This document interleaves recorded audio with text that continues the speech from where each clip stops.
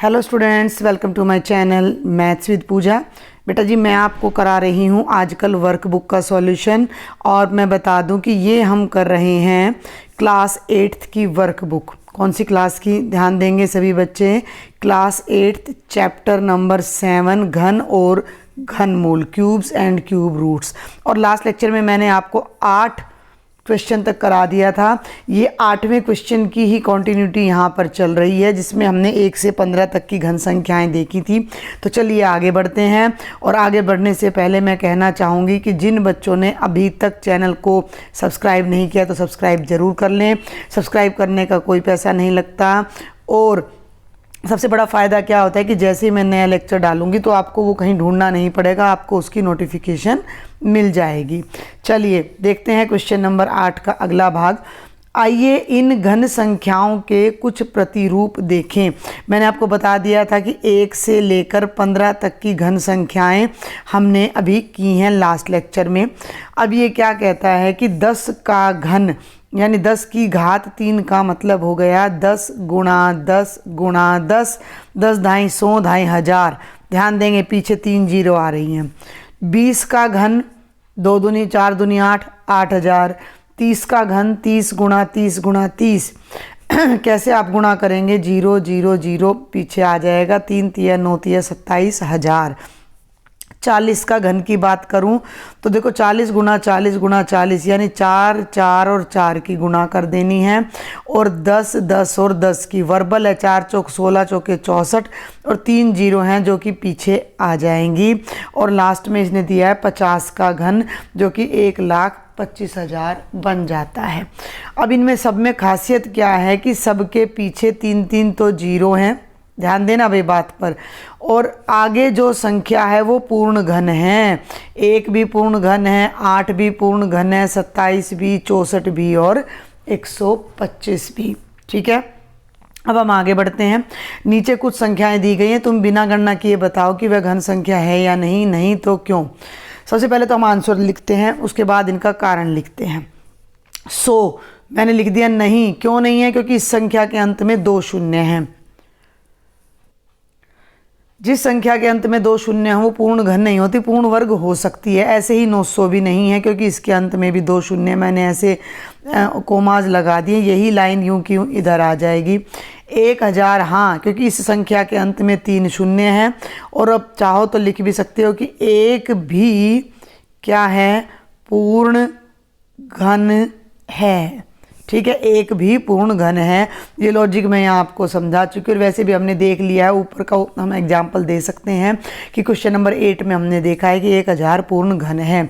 अब ये 1,000 के बाद पूछता है 6,000, तो 6,000 पूर्ण घन नहीं है क्योंकि पीछे भले ही 3 जीरो, लेकिन जो 6 है वो पूर्ण घन संख्या नहीं है। मैंने 2 बातें आपको बताई हैं कि पीछे 3 जीरो होनी चाहिए और जीरो के आगे जो नॉन जीरो नंबर है वो पूर्ण घन होना आवश्यक है।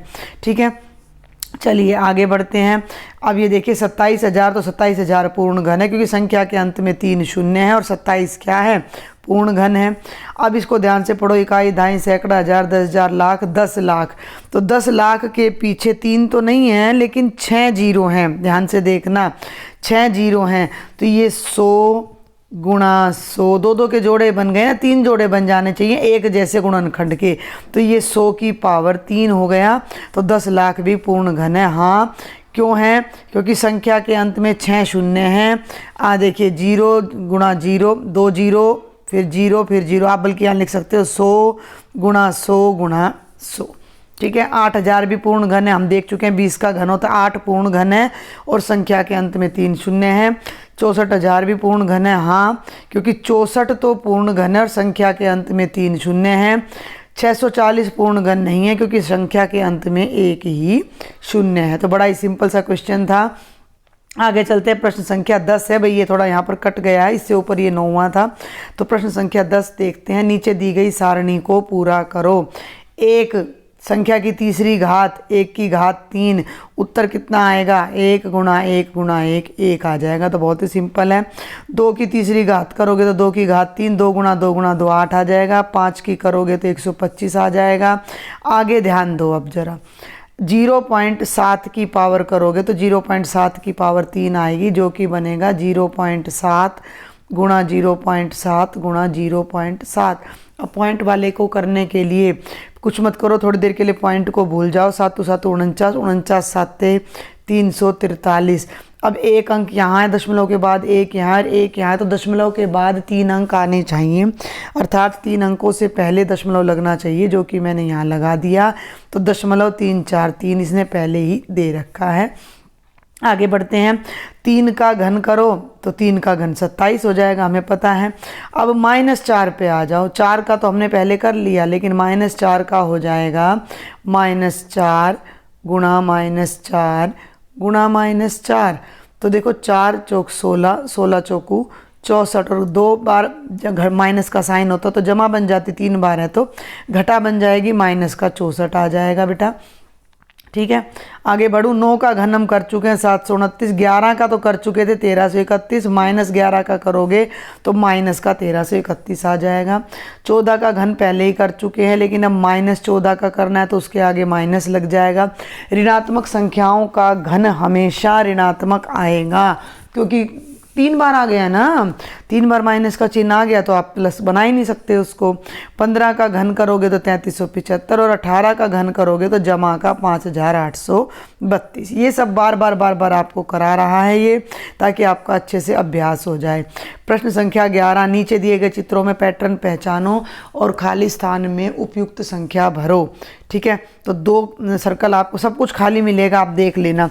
ये यहाँ इसमें वर्ग भी नहीं लिखा हुआ था, मैंने लिखा है। आपका यहाँ से शुरू हो रहा है, ये यहाँ से, तो 16 है 4 का वर्ग, 25 है 5 का, तो यहाँ मैंने भर दिया 6 का वर्ग 36, 7 का भरा हुआ था, 8 का भी भरा हुआ था, 9 का भी, तो ये 10 का वर्ग आ जाएगा 100, 11 का भी इसमें भरा हुआ था, तो ये वाला मैंने भरा है और ये वाला मैंने भरा है, और यहाँ वर्ग मैंने लिखा है। ऐसे ही अब राइट साइड वाले सर्कल पे आ जाओ भाई, ये देखो राइट साइड वाली फिगर पे आ जाओ। तो ये 1 क्या है, 1 का घन है, 8 क्या है, 2 का घन है, तो यहाँ आ जाएगा 3 का घन। यहाँ 4 का घन इसने दे रखा है, 5 का 125 दे रखा है, 6 का मैंने भर दिया 216, 7 का और 8 का दे रखा है, तो ये घन दे रखा है हमें। इसकी जगह आप ये भी लिख सकते हो कि x की पावर 2, और x कोई भी नंबर है, और यहाँ लिख सकते हो x की पावर 3। दोनों में से किसी का भी प्रयोग कर लेना, ठीक है। ये चलें आगे।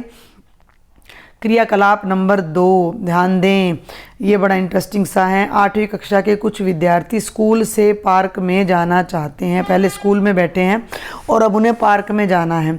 शर्त यह है कि केवल तीसरी घात वाली संख्या है, तीसरी घात का मतलब हो गया पूर्ण घन संख्याओं पर चलते हुए जाना है। शर्त के अनुसार स्कूल से पार्क तक जाने के लिए रास्ते को पेंसिल से बनाओ। मैंने भी पेंसिल से बनाया था, लेकिन चित्र में दिखाई नहीं देगा, इसलिए मैंने पेन से बना दिया है। ये देखिए, अब आप एक बार ये थोड़ा सा आपको मैं छोटा करके दिखाती हूँ। इससे छोटा नहीं होगा ये, तो यहाँ पर ये आपका स्कूल दिखाई दे रहा होगा आपको। ये देखिए, ये स्कूल है और ऊपर के कॉर्नर पे यहाँ पर पार्क है। तो स्कूल से मैंने देखो एरो लगा रखा है। आप थोड़ा सा वीडियो को पॉज कर लेना। सबसे पहले आप क्या करो, जितनी भी पूर्ण घन संख्याएं हैं सब पे सर्कल लगा दो। शुरू से देखो, ऊपर से शुरू करो। देखो मैंने सब पे लगाया है। ये 3 तो मैंने रास्ता नंबर लिखा है, 216, 729, 9, 8, 2197, 18 तक, 15 तक तो आप कर ही चुके हो। 27, 216, 1000, 1 मैंने पूरा ध्यान रखा है लगाते समय। फिर भी कोई रह गई हो तो आप मुझे बता देना। 125, 64, 64, 27, 64, 216, समझ रहे हो। और ये देख लो अब यहाँ पे 8, 27, 1, 1331, 729, 1 सब पे निशान लगा दिया। अब स्कूल से हम चलेंगे 729 पे। मैंने एक भी खाना ना छोड़ते हुए रास्ता ढूंढा है, कूद के नहीं जाएगा बच्चा, ठीक है।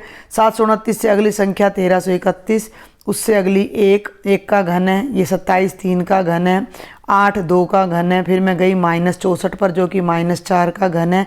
फिर मैं गई 125 पर जो कि 5 का घन है। दिख गया यहाँ तक का आपको। 125 तक निशान लगा लेना अपनी वर्कबुक लेकर। आगे बढ़ते हैं भैया। अब हम 125 से बच्चा गया 216 पर 6 के घन पर, फिर 1000 पर 10 का घन, -1 का घन है, 2197 13 का घन है, 9 पर चले गए, 9 पर नहीं जाना था। देखा ये हो गई ना यहाँ गड़बड़, तो ये ध्यान रखना पड़ता है। तो अब मैं आपको बता दूं बेटा कि 9 पे नहीं जाना, आपको 64 पे जाना है। 4 चौक 16 चौके 64। समझ आ रही है मेरी बात? तो अब हम यहाँ से जाएंगे 2197 से जाएंगे 64 पर, 64 से जाएंगे 8 पर, 2 दूनी 4 दूनी 8। अब देखिए 8 से बच्चे को अब एक स्टेप कूदकर सीधा जाना पड़ेगा पार्क पर। ये हो गया रास्ता नंबर 1, ध्यान देना भाई। अच्छा, अब मैं सेकंड कलर भी साथ में उठा लेती हूँ, ब्लू ले लेते हैं यहाँ। 64 से बच्चा गया 216 पर और 216 से गया पार्क पर। ये हो गया रास्ता नंबर 2। कलर चेंज करके रास्ता नंबर 1 मैं रानी कलर से ही लिख देती हूँ, जिस कलर से मैं चला रही हूँ। और एक और अब मैं आपको दिखाती हूँ येलो कलर से। 64 से बच्चा अगर उल्टा जाए, इधर जाए ना, ये लंबा पड़ेगा, यहाँ से चला जाए 2197 से गया 729 पर, 729 से गया 216 पर और फिर वो गया पार्क पर। ये है रास्ता नंबर 3। तो सबसे छोटा जो आपका रास्ता पड़ रहा है वो रास्ता नंबर 1 पड़ रहा है। बस यहीं पर थोड़ा सा हो रहा है, यहाँ तक तो बिल्कुल सीधा रास्ता आपका आ रहा है 2197 तक। 2197 से 64 पे गया, 64 से 8 पे और सीधा पार्क में चला गया। सबसे आसान यही पड़ता है। नहीं तो फिर 2197 से वो बच्चा जा रहा है 729 पर, फिर इधर जा रहा है रास्ता नंबर 3 और ये आपका रास्ता नंबर 2 था, जो कि ये ब्लू कलर में मैंने यहाँ पर मार्क कर दिया है। दिख रहा है ना आपको ये वाला? ठीक है, तो उतना ही पड़ता है। 64 से यहाँ गए और इधर गए तो भी एक ही बात है, तो रास्ता नंबर 1 आ जाएगा। तो पेंसिल को थोड़ा पतला कर लेते हैं और अब हम आगे बढ़ते हैं। ठीक है, इसको आप अपनी वर्कबुक में नोट कर लेना। तो कितने रास्ते ढूंढ पाए हो? 3। और सबसे छोटा रास्ता था रास्ता नंबर 1। ये गलत है, रास्ता नंबर 1 आ जाएगा। ठीक है, आगे बढ़ती हूँ अब मैं। देखिए अब एक बार प्रश्न संख्या 12, ये मेरे बार पेंसिल थोड़ी और मोटी हो गई है। अब देखें 13,824 किन 2 संख्याओं के घनों के बीच में है? अब आपको यहाँ थोड़ा सा आइडिया लेना पड़ेगा। ठीक है, हमें 25 का घन पता होना चाहिए और 23 का। तो 23 और 25 के बीच में ये 24 का घन है। बेस्ट तरीका तो ये है कि आप इसको सॉल्व कर लो। समझ में आ गई मेरी बात? सॉल्व कर लो। इसके पीछे 4 आ रहा है तो संख्या, देखो मेरी एक छोटी सी बात को समझो। हमने एक बात पढ़ी थी कि जो संख्या 4 पे ख़त्म होती है उसका घन भी 4 पे ख़त्म होता है। 4 का घन 64 था। 14 का घन आपने पीछे देखा हो तो 196 को कर दो भाई 14 से, 14 से 84, 8, 14 निम्मा 126 और 8 134 और 2744 आ रहा था। देखा था हमने 4 का घन 4 पे, 4 का घन 4 पे। तो 13,824 ना तो 4 का घन है और ना 14 का। तो अगली संख्या क्या आएगी? 24। और 24 किस किस के बीच में रहेगी? 23 और 25 के बीच में। ठीक है, अगले भाग पर चलते हैं। किस संख्या के घन में इकाई के स्थान पर 4 आता है? तो 4 में आता है 14 में, 24 में, 34 में, 44 में। अनुमान से बताओ कि 13,824 का घनमूल क्या होगा? अभी बता दिया मैंने अनुमान से आपको। 34 का तो घनमूल बहुत बड़ा हो जाएगा, तो ये 24 का घनमूल है। अपने उत्तर की जांच करो। तो जांच करने के लिए मैंने किए 13,824 के अभाज्य गुणनखंड। ये देख लो थोड़ा बड़ा करके। ये बना 2 गुणा 2 गुणा 2 गुणा 2 गुणा 2 गुणा 2 गुणा 6 गुणा 6। इन तीनों का 1 2 बन गया घनमूल में, इन तीनों का 1 बन गया और इन तीनों का 6, 2 दूनी 4 छिक 24 आ गया 13,824 का घनमूल। तो ये थी प्रश्न संख्या बेटा 12। और अब हम फटाफट चलते हैं प्रश्न संख्या 13 पर, जिसमें ये कहता है कि नीचे दी गई सारणी को पूरा करो। 216 के अभाज्य गुणनखंड कर लो। हाँ, अभाज्य गुणनखंड भाई मैं सिखा चुकी हूँ आपको। ठीक है, देख भी लो एक बार। 2 एकम 2, ना जाने की 0, 2 8 16, 2 5 10, 2 चौके 8, 2 दूनी 4, 2 7 14, 27 के क्या बनेंगे? 3 निम 27, 3 तिया 9 और भाई 3 एकम 3। तो यही चीज़ हमने यहाँ पर की हुई है। 2 गुणा 2 गुणा 2, 3 गुणा 3 गुणा 3, तो 2 गुणा 3 इसके गुणनखंड बन गए, 6 का घनमूल, 6 इसका घनमूल हो गया। तो यहाँ हमने लिख दिया कि 6 216 का घनमूल है। ऐसे ही 512 का, ये सब मैं करवा चुकी हूँ। 512 मैंने लास्ट लेक्चर में कराया था, तो 2 गुणा 2 गुणा 2 8 आ जाएगा। 8 512 का घनमूल है। 1331 का भी मैं करवा चुकी हूँ, 11 गुणा 11 गुणा 11, तो इसका घनमूल 11 आ जाएगा। आगे बढ़ते हैं 1000 पर। 2 गुणा 2 गुणा 2, 5 गुणा 5 गुणा 5, इन तीनों का एक 2 बन जाएगा, इन तीनों का एक 5 बन जाएगा। 2 5 10, 10 1000 का घनमूल है। और आगे 92 से 61 के गुणनखंड आप कर लेना, तो 3 गुणा 3 गुणा 3, 7 गुणा 7 गुणा 7 यानी 21 आ जाएगा। तो 9261 का घनमूल 21 है, ये हमने यहाँ पर लिख दिया। आगे चलें। अब ये कहता है कि संख्या के अभाज्य गुणनखंड और घनमूल के बीच में कोई संबंध है, यदि हाँ तो क्या। साफ देखो ना, अब ये 512 ही ले लो, ये 512 के अभाज्य गुणनखंड है, देख लो जरा, और ये खाली गुणनखंड है, तो ये अभाज्य हैं, तो इन तीनों का एक जोड़ा बन गया। समझ रहे हो, इन तीनों का और इन तीनों का एक जोड़ा बन गया, और इन तीनों का एक, और उसकी गुणनफल से जो संख्या आई है वो हमारा घनमूल है।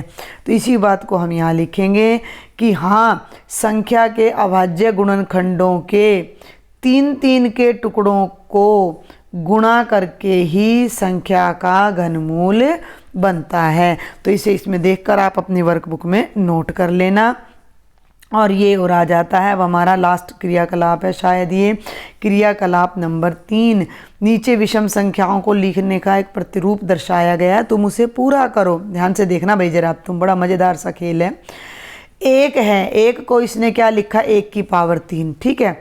ये 3 और 5 विषम संख्याएं, अगली 2 विषम संख्याएं, ठीक है ना। तो इन दोनों को जब जोड़ा तो 8 आया, और 8 किसका घन होता है, 2 का। फिर 1 है, 1 के बाद 3 आता है, 3 और 2 5, 5 और 2 7, 7 और 2 9, 9 और 2 11। तो अब इन तीनों को पकड़ा। पहले अकेली विषम संख्या को पकड़ा तो वो 1 का घन आ गई।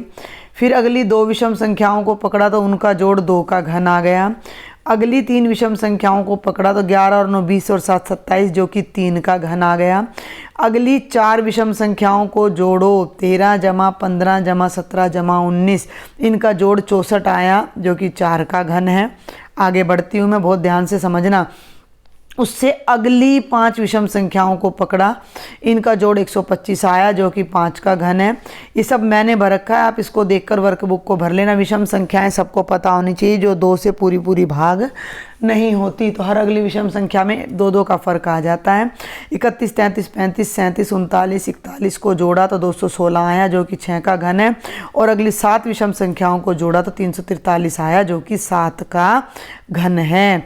अब ये कहता है, देखो यहाँ नीचे ध्यान से देखना, चौथी पंक्ति, 1 मिनट बेटा, थोड़ा और बड़ा करके मैं आगे बढ़ के दिखाती हूँ अगले उस पर।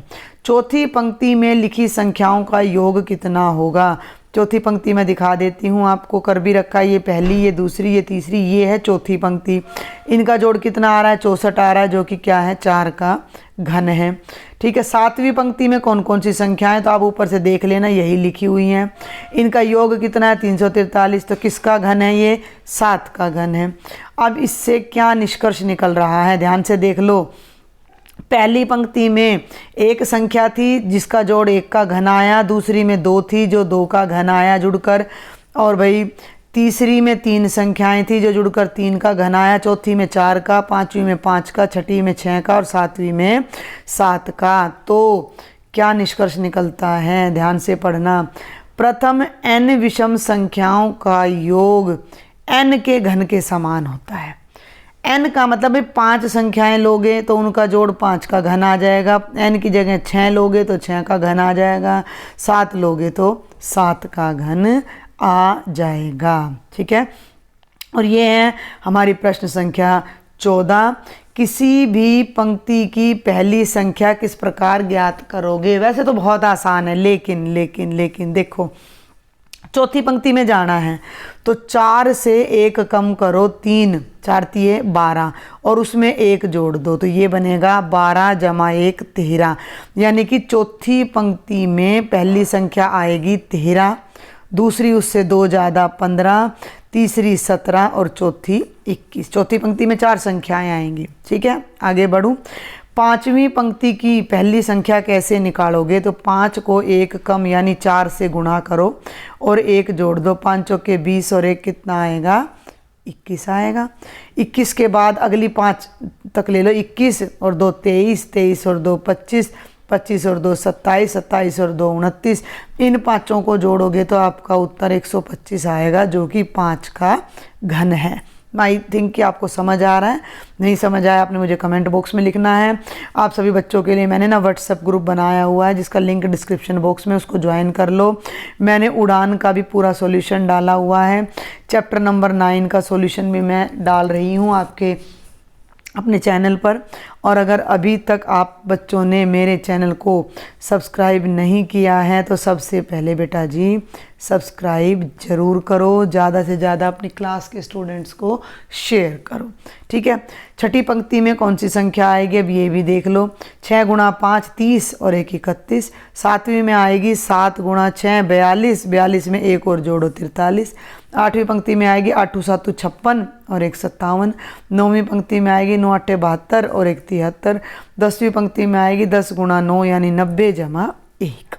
और अब ये शायद हमारा लास्ट प्रश्न हो, 1-2 रह जाते हैं कि निम्नलिखित प्रश्नों के उत्तर सत्य असत्य में दो। तीसरी पंक्ति में क्रमागत संख्याओं का योग 3 का घन होता है, बिल्कुल सत्य है।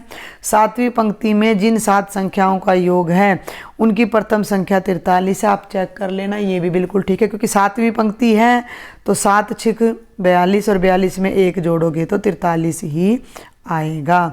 और अब है सारणी को पूरा करो। सारणी में ये पहली संख्या, ये दूसरी संख्या, ये पहली संख्या का घन, दूसरी का घन, दोनों घनों का अंतर। और फिर यहाँ क्या कर रखा है कि 3 को पहली संख्या से भी गुणा करा, दूसरी से भी करा और पूरे उत्तर में 1 जोड़ दिया। चलो आगे। पहली संख्या 2 है जिसका घन 8 है, दूसरी संख्या 1 है जिसका घन 1 है। 8 में से 1 घटाया तो 7 आ गया। 3 को पहली संख्या 2 से गुणा करा और 1 से 3 दूनी 6, 6 में 1 जोड़ा 7। पहले ये तीनों की गुणा करनी है फिर जोड़ना है। आगे बढ़ते हैं, अब ध्यान से समझ लेना पैटर्न को। पहली संख्या 3, दूसरी 2, 3 का घन 27, 2 का घन 8, 27 में से 8 गए 19। और 3 को 3 से और 2 से गुणा करो, 3 3 9, 9 दूनी 18, 18 में 1 जोड़ोगे तो भी 19 आ रहा है, यानी कि इसका उत्तर, एक मिनट भाई, इसका उत्तर और इसका उत्तर बराबर आ रहा है। अब आगे बढ़ते हैं, कुछ पैटर्न सिखा रहा है आपको। पहली संख्या 4 है जिसका घन 64 है, दूसरी संख्या 3 है 27 है, 64 में से 27 गए 37।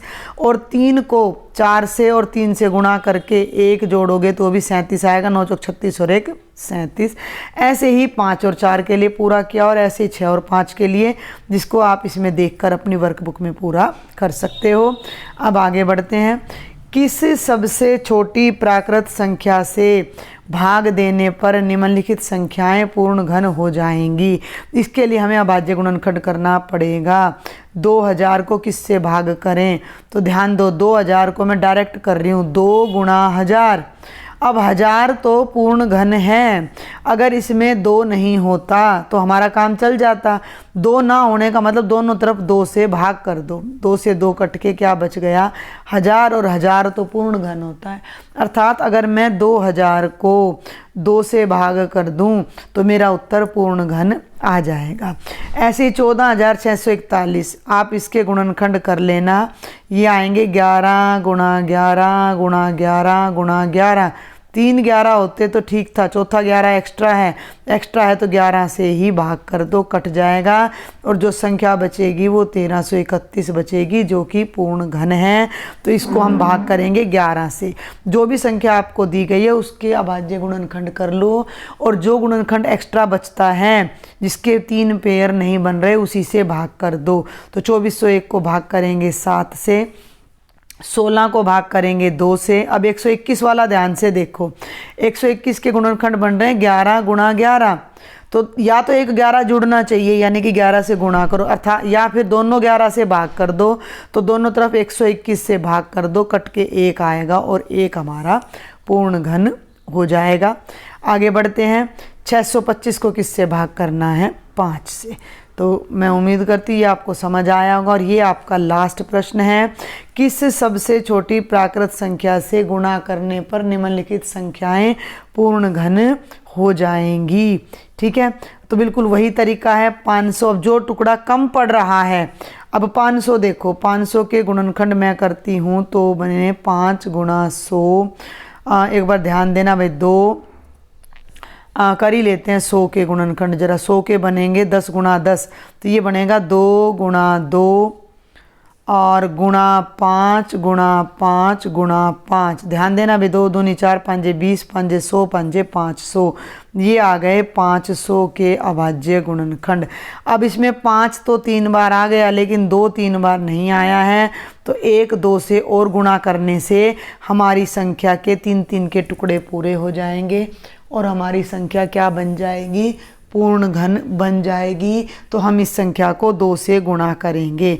तो इस तरह के सवाल करने का तरीका यही है कि सबसे पहले अभाज्य गुणनखंड करो और जो गुणनखंड कम पड़ रहा है उसी से हमने गुणा करना है। तो 72 को 3 से, भाई 25 के गुणनखंड क्या बनते हैं, 5 5 25। तो 1 5 और आ जाए, दोनों तरफ से गुणा कर दें तो 3 के टुकड़े बन के पूर्ण घन हो जाएगा।